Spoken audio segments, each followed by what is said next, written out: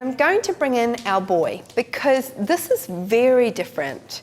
When we bring in our boys, we like boys differently than we like girls, okay? It's not about the flat light to the face, and I want you to come and sit on there, but you can drop that bar stool right down. Now it's Laquan. Laquan, meet everybody. All the way down. Does it go? You don't weigh enough. Yeah. So really quick, before you keep going, some questions coming in. There was a little bit of confusion about metering, and when you were talking about metering for the eye, what do you mean she meters for the eye, says TG, Photo Wanderer? I'm not sure I understand the concept of metering on the eye. Is it the iris, the pupil, the whites? I thought we were supposed to meter for skin. well, what I do is my focal point is my light meter, and I'm focused on the eye, so that's really my light reading is really coming from the eye. Like I only focus on the eye, and it's reading the light that's hitting the face. And I mean, You just look at the final result and see if it works or not, right? that's true. I do Yeah. look at the back of the LCD. Just don't make the mistake of being this kind of photographer. Because, you know, you need to be with the person. Yeah. And so I'm watching in the camera, and I only look at the back very briefly just to make sure I don't need to chop down or chop up, you know, ever. I mean, it's just something you should stay connected to the person if you can. All right, now we've got a boy in our light shell, okay? And right now we've got a white light shell, and we've got the black side, and then we've got a gap of about 1.3 meters. I'm just going to take a picture of his face, just like this, to show you the amount of light on his face. Okay? And now I'm going to take the same shot, but I'm going to take it up to, it's about here, one stop under. Okay? So, boys look better without light on their face. Girls look good like that. Okay? I would never do that to a man's face. I want him to look angular and muscular. Okay? A woman wants to look soft and rounder, and a man wants to look angular and muscular. It's very intriguing that we are attracted to angular bodies and we try to be angular ourselves because we're not. And it's one of those things that when you see it, it makes a big difference. So John, if you shut down this V-flat just to a half black, so just close that side, what's going to happen is Laquan is going to get a totally different light on his face, and it's going to suit him. Turn this way just a touch, and eyes to me. Now, right now, I'll just focus on his eye. I'm kind of one stop under, so I'm starting to get quite low in my shutter speed, but I won't go under 40, not handheld. And so now he's going to get a very strong light on his face, and that suits him way better. Okay? Now I'm just going to stay there, and I'm just going to drop down my exposure and do it again. Now it's going to be even better. So just watching the light that's coming onto his face, watching it light. Now guys, suit that. That is strong and sexy, and it's very different. So what I do a lot with male poses is I tend to, and notice Katie was on a high stool, so it was all about making Katie's body long and willowy and beautiful and slim. But the guys, we want to make them wider, shorter and wider and stronger, with stronger light. So I would put one knee up, but I'm not going to elevate it, obviously. I don't want the knee shot, you know, the hey. I just want it enough so that when he brings his elbows out, that's it. Now, I want you to not sit so straight because you're sitting very beautifully. That's it. And as soon as he drops into his chest, his shoulders get wider. All right, his shoulders get wider, everything gets stronger, he's in beautiful light, but I'm posing him slightly towards this light source, right? Because I'm not putting a reflector there, so I actually need a little bit more directional light on him. And let's take a shot of it.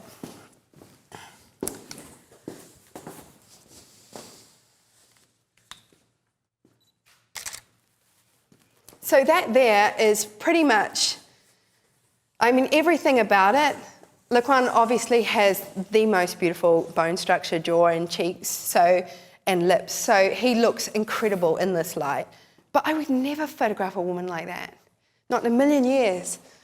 And then what I'm going to do is I'm just going to drop my exposure down a little bit more. Now he's really strong. Check this out. I'm shooting low. I'm making his shoulders, his arms look bigger. I've got lots of contrast in there. I'm shooting at 2 stops under. I haven't changed 640 at 2.8. Okay? Do not change it. I do not change it. So when you shoot men, do you sort of crouch, I see you crouching down and shoot towards the middle of their body to make them look bigger? He's lean. I shoot anybody lean below their eye line and anybody curvy above their eye line. Okay. And their eye line being his eye in relation to my camera. So that's his eye line there. If he's a bigger guy, I would probably just be there to slim him down, making his face the focus and getting him to push his chin forward. A leaner body, I go below the eye line, and that is that lens to eye. Okay, and wherever he is, I am. So if he's sitting, I'm kneeling. If he's sitting on the floor, I'm sitting on the floor. If he's lying down, I'm lying down. And then I can just adjust what position I want to make his body look better. Okay, so any questions about boys or lights or anything? Because I'm nearly wrapped in my segment, and I've created enough good standard shots for Felix to replicate. Yeah. But we should really do a black ball. Reference from Yeah. this Now, one. what do you do, I mean, as far as like doing it on the run? Because I noticed a little earlier that the sun came out. I mean, you weren't shooting at the time, but what do you do when it happens, and all of a sudden, do you just Change my ISO. or just that quick and just be done Yeah. with it? Oh, okay. And it can go like this. This can be a normal shoot. I'll just pretend. I'll go, click, sun comes out, damn it. Click, damn it, sun just went back in again. Click, click, damn it. Okay, wait, it's changing really fast. Okay, click, click, It can go cloud, bright, just keep going. That's kind of everyone that does photojournalism does the same thing. They're just constantly on that dial, just going all over the place. Yeah. Yeah. But the trick is to make sure that you're confident enough in your camera that you're doing that without being all like, because you don't look like you know what you're doing in the back of your camera if you're playing with the back of your camera all the time. You know, and never Just sit right between there your feet, in so- front of your client and toggle through your images. Don't do it. So that's the. I'm interested to see. I'm making lots of mental notes here, Sue. Good. Yeah, you said some interesting. All right, let's get you out of the set and then just do the plain reference. Just join me over here. Yeah. So our main focus this morning has been But Sue, you can already see, sorry, how much smaller and sharper that light source is. Like, it's giving you so much more shadow than that soft light we had for the girl that was bouncing back. You can see it on there. You're really selling me that ball, Felix. Yeah. You're gonna walk out of this and buy some Christmas decorations. No, you can give me one. I want a Felix Coons one. I want you to sign it. I'm going to have a Felix Coons ball. And I'm going to wear it around my neck. Okay, most important thing about what I do. I think what I do is really basic. Okay, like so basic, in fact, that I don't understand why a lot of people aren't really watching that and doing that. I mean, to me, it is so easy. And yet, I don't see a lot of people replicate it very well. Maybe it's just a style that I got stuck on, that I haven't moved off yet. But at the same time, I can find images that are 15 years old, lit the same way, that are still timeless to me and my folio. So I haven't followed any lighting trends other than natural only. I've never been opposed to studio lighting. I just don't know how to do it. I'm going to ask Felix stupid questions because I'm not afraid to look stupid. I'm not afraid to ask questions that everybody wishes they could ask, but are too shy to, write it down or ask it, because I don't mind doing that. And because I actually want to learn how to do what I just did in a dark room.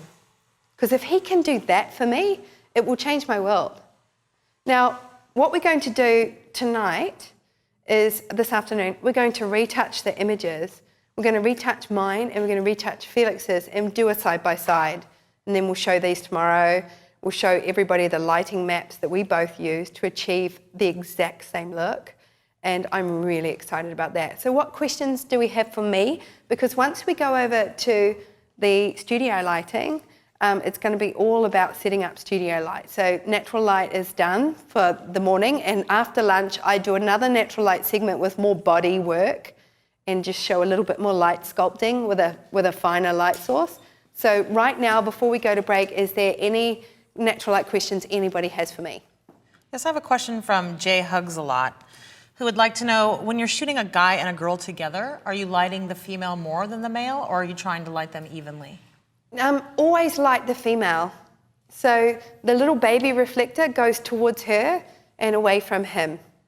So when it's a couple, I tend to turn him or her more towards the light source and him more on her side, getting the contrast from her side light. Any questions here in the audience? We can keep going with, yeah, go ahead, right in front. Well, just an extension of that, if you're doing a male and a female together, and you typically like to do, your shoots at 2.8, how do you change? Okay, 2.8, I make it really, really conscious effort to get the eye line in exactly the same distance, because I want to shoot couples at 2.8. I will shoot it at 4, and I will hate it, but I do it. I will never shoot at 5.6, ever, or higher. I shoot wide open because I love how it looks. If he's a little bit out of focus, I adjust the pose. But, I mean... To get them to line up their eyes? Yeah. And my work is never sharp. It's never sharp. And I don't care. Yeah. It's not obviously out of focus. It's just not sharp. It's not sharp like, you can get flashlight when you can see every eyelash, and who wants to retouch that? Right. So just again, kind of a clarification on the metering, because Sure. I think it might be different for this versus the studio, and I want to make sure that we get that. So are you using spot metering, matrix metering? Can you go over your camera settings a little bit? I don't know. I've got a red box. I put it over the eye. Love it. What is it? No idea. I'm don't the check same. them? I don't use. I just go. Does it look right or doesn't it? That's. I don't in the know. end, yeah. Can't tell you. Well, and I kind of like that. I mean, can you talk a little bit about that approach, just as I think as something to wrap this up a little bit for this segment, is your Yeah. approach to the technical versus non-technical lighting? There's a lot of experts in this field. And the most interesting thing about all the experts is everybody has their own idea. Well, I could ask 20 photographers to do something for me in Photoshop, and I bet you they all do it a different way. And I guess I grew up from the old school of photography when digital became our world, that I just needed to make sure I was exposed correctly and that I was in focus. So I never really learned anything about spot metering. My camera has a little red focal point that I shift around. I toggle it, okay? And this is a big question that gets asked a lot. If my client is sitting there, I hold my back button. No, I do not back button focus. I don't understand why anybody would push 2 buttons when they've got 1. I just don't get it. I picked up cameras and I'm like, oh, it's not focusing. Oh, yeah, focus is on. It's back button focus. And I was like, what does that mean? They go, well, I focus here, and then I click here. And I go, I just focus there and click there. I mean, the only thing you're doing is shutter speed, ISO, and aperture, and that's it. That's how stubborn I am. I'm like, what I just read this on Facebook the other day. I come from an era where if it's not broken, don't fix it. Okay, so I press this down to move and toggle my focal point. Then I'm both focusing and metering in my little red box and always on the eye. What do you do for white balance? Auto. Okay. I don't shift my white balance because I process in RAW and I use Photoshop, and I can change the white balance in Photoshop, so it never worries me. The only time I've ever had to adjust it was when I was shooting in a room with tungsten lighting. And I looked at the back of my camera and went, what is that? Or you have to go to black and white. Yeah, yeah, absolutely. But can I just say, that approach of it just, all that matters to me is what works in the end is the same one I do for lighting. And people ask, softbox with, and then like using all these verbs to describe it. I'm like, is it soft or is it not? That's all I care about, What I liked about what Felix did with the Hollywood shoot was he set up the continuous lights, and then he did exactly what I did. He set up the continuous lights, and then he pinned on fabric, gaff taped on bits of gator foam, and he molded the studio light the way I mold natural light. And I've never seen anybody do that. I just see them set up lighting and say, this is how you should light a portrait. And I think that looks like a studio lit portrait. That looks like Picasso lighting. Yeah.